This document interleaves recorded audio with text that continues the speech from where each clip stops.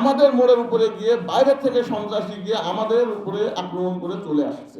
ওরা অন্যায় করতেছে, সেই অন্যায় প্রতিবাদ যদি আমরা করতে যাই আমাদের জীবনের উপরে হুমকি আসবে। আওয়ামী লীগের কাছ থেকে টাকা নিয়ে আওয়ামী লীগের বাড়িঘর সবকিছু তারা রক্ষা করতেছে। বিএনপির হাতে আমরা কেন নির্যাতিত হব? আমরা তো বিএনপি করে আসছি, আমার ফ্যামিলি, আমার বাবা, আমার দাদা সবাই বিএনপি করে আসছে। আমরা কেন বিএনপির হাতে নির্যাতিত হব আজকের এই দিনে?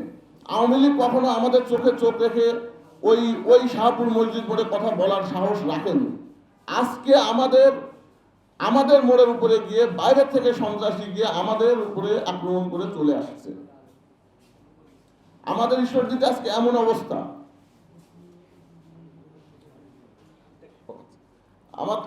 আমাদের ঈশ্বরদীতে আজকে এমন অবস্থা, জাকারিয়া পিন্টু এবং মেহেদীর বাহিরে কেউ যদি কথা বলে, প্রতিবাদ করে, ওরা অন্যায় করতেছে, সেই অন্যায় প্রতিবাদ যদি আমরা করতে যাই আমাদের জীবনের উপরে হুমকি আসবে।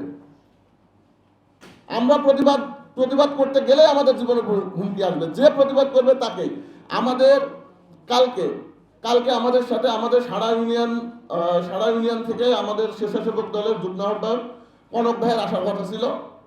ওইখানে দুইজন সিনিয়র আমাদের বিএনপির নেতা ওদের মারছে, কোনোভাবে হয়েছে যে আমরা এখানে আসব, তাদের বাড়িতে সোনামণি ফোন দিয়ে হুমকি দিছে, এখানে আসলে সমস্যা আছে, বাড়িঘর ভেঙে দেওয়া হবে, জ্বালিয়ে দেওয়া হবে। পরে কনক ভাই আমাকে ফোন করে বললো যে আপনি এই ঘটনা আমি তো যেতে পারতেছি না ভাই, যারা মায়ের খাইছে তারাই যেতে পারতেছে না।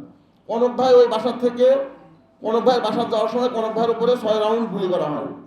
গতকালকে রাত 11টার ঘটনা এটা। তো আজকে আমরা এখানে সংবাদ সম্মেলন করতেছি, আজকে যে আমরা ফিরে বাড়িতে যাব এই নিশ্চয়তা আমাদের নাই। আমরা রাস্তা থেকেও আক্রান্ত হতে পারি, আবার আমরা যাচ্ছি, আমরা যে বাড়িতে যাব, বাড়িতে গিয়ে দেখবো যে আমার বাড়িঘর নাই, আমার বাড়িঘর ভেঙে ফেলা হয়েছে। আমরা এর জন্য তো বিএনপি করিনি। আমরা যদি আওয়ামী লীগের মতো আচরণ করি তাহলে মানুষ আমাদের কেন ভোট দিবে?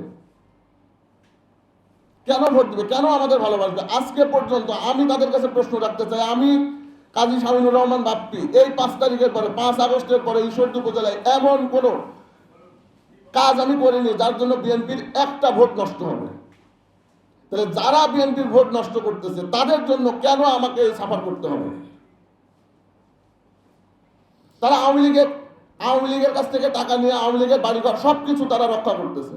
আওয়ামী লীগের যারা আমাদের উপরে সবসময় অত্যাচার করছে তারা সেভ করছে টাকা নিয়ে, আর আজকে আমাদের জীবন হুমকির মুখে। আমরা এর বিচার চাই। আর সবচেয়ে বড় কথা হচ্ছে যে যেই দিন আমার উপরে হামলা হয় মসজিদ মোড়ে, সেদিন পুলিশ আমার সাথে দাঁড়াইছিল, আমি পুলিশের সাথে কথা বলতেছিলাম। ঈশ্বরদী থানার 2 এসআই আমার সাথে দাঁড়ায় কথা বলতেছে।